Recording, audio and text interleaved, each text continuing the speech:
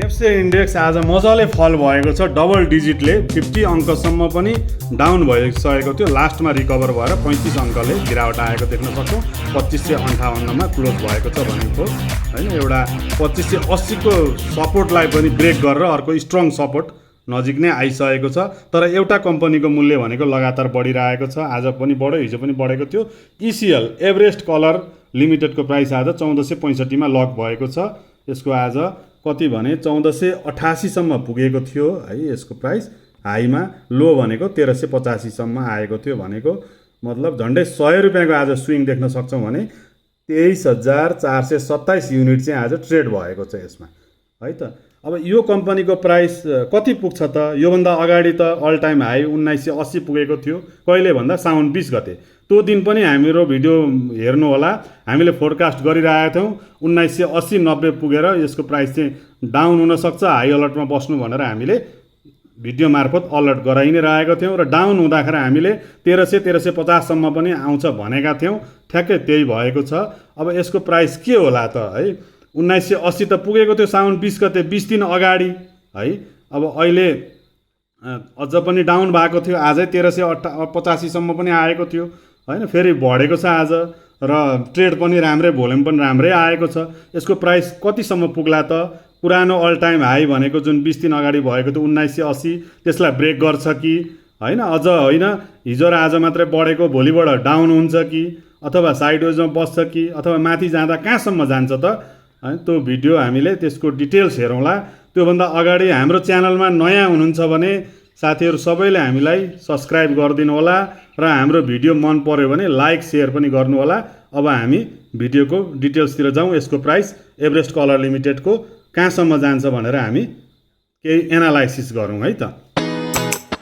इसिएलको हामीले ओभरभ्यू हेर्दाखेरि है यसरी डाटा देखिन्छ हैन। इपिएस चाहिँ 7.38 देखाउँछ। 1 इयर यिल्ड चाहिँ 352% चाहिँ इन्क्रिज भइसकेको छ है। अब फोर्थ क्वार्टर रिपोर्ट पनि आइसकेको छ। यसको पिबिबी रेसियो 12.56 छ र बुक भ्यालु भनेको 116 रुपियाँ 63 पैसा छ है।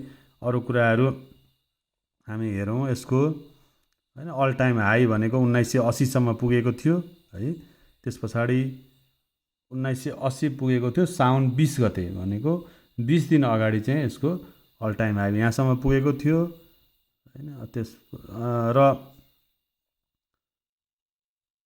अनलकिङ डेट जुन प्रोमोटर सेयरको अनलक डेट छ त्यो चाहिँ 2029 जुलाई 15 तारिकमा चाहिँ प्रोमोटर अनलक हुन्छ। यता ओनरसिप स्ट्रक्चरतिर हामीले हेर्दाखेरि के देख्छौँ भने यसको प्रोमोटर सेयर चाहिँ 73.7% 22,10,000 युनिट छ। पब्लिक सेयर चाहिँ 7,90,000 युनिट छ, 26.3% है। जम्मा टोटल लिस्टेड सेयर भनेको 30 लाख युनिट मात्रै छ।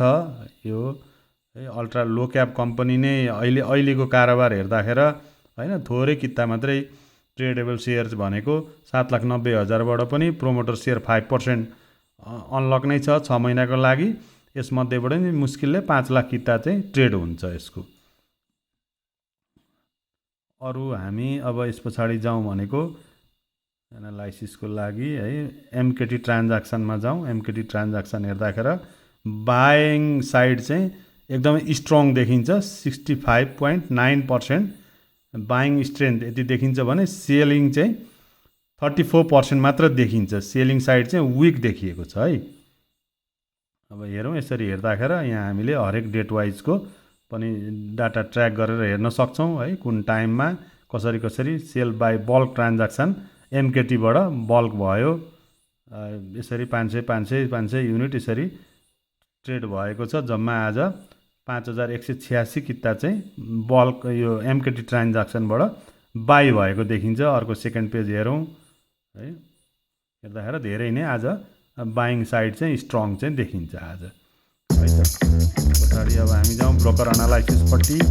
ब्रोकर एनालाइसिसको आज 1 डेको ट्रेड हेर्दाखेरि 23,437 युनिट चाहिँ आज ट्रेड भएको थियो भने यसको है आज 1 डेको हेर्दाखेरि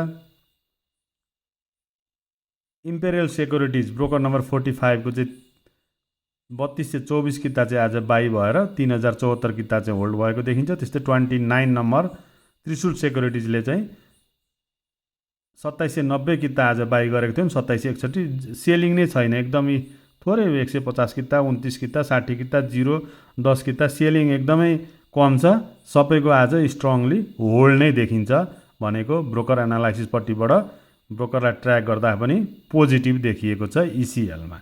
त्यस्तै अब हामी प्राइस एक्सनतिर जाउँ। प्राइस एक्सनमा के सिग्नल देखाएको छ है, भोल्युम र प्राइसलाई चाहिँ डिटरमाइन गर्दाखेरि चाहिँ बुलिस नै सिग्नल जेनेरेट गरेको छ यसले है, 100% बुलिस देखाएको छ।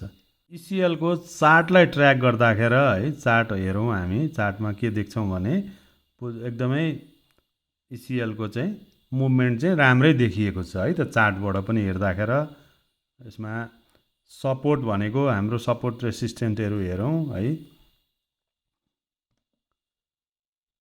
सपोर्ट रेसिस्टेन्टलाई ट्र्याक गर्दाखेरि फर्स्ट सपोर्ट चाहिँ 1404 मा देखिएको छ है।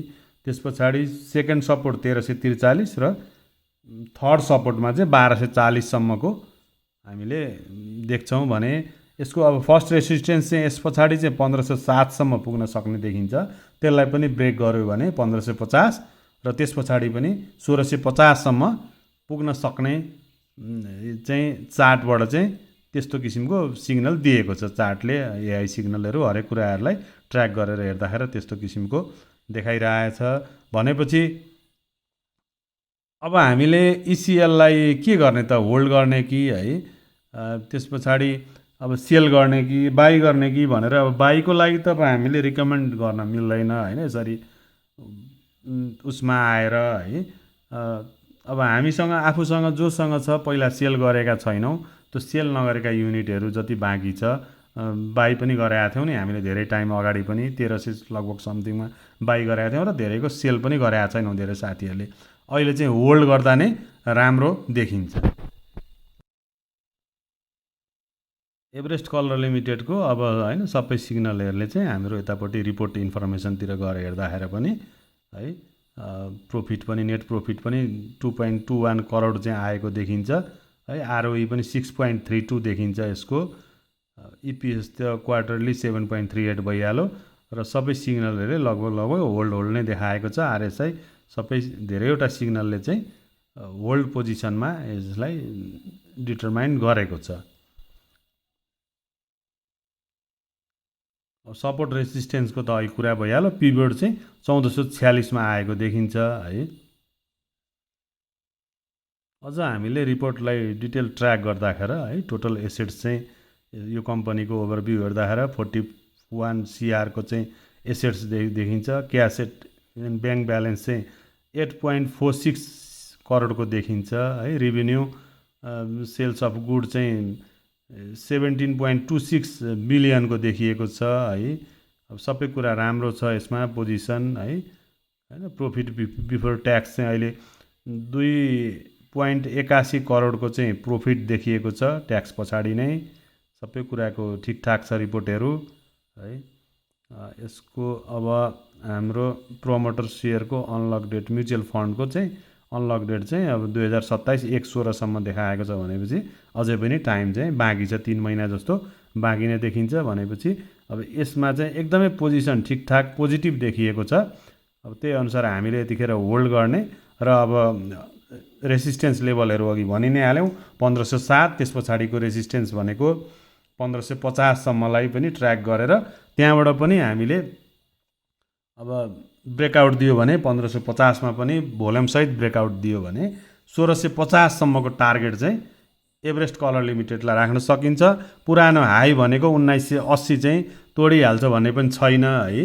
1980 तोड्नलाई अब अहिले तुरुन्तै सम्भव छैन। अब त्यही पनि यसको के छ भने 1650 सम्मको हामीले टार्गेट चाहिँ राखेर चाहिँ ट्रेड गर्न चाहिँ सकिन्छ है।